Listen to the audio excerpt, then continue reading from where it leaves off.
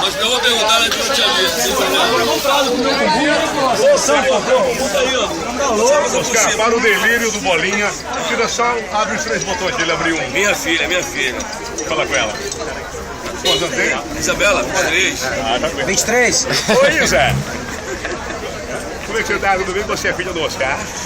Papai tá na sauna aqui, daqui a pouco ele volta, tá? Na sauna mista. Filha, já falo contigo. Você é solteira? Solteiro e tem um pai chato pra caramba, viu? Ah, tá bom. Passa o teu WhatsApp pro Vesco. Vai casar agora? Não quero não. Vai.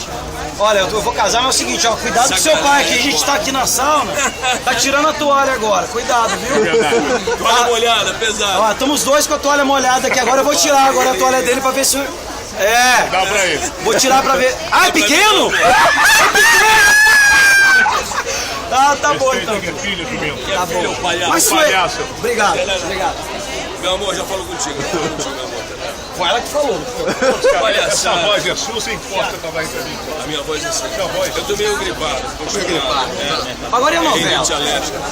A novela acabou mais um trabalho, essa primeira fase. E todo mundo fala. É muito engraçado que eu falo aqui. 26, 27 novelas. Quando só morre, cara, eu morri em 27 novelas.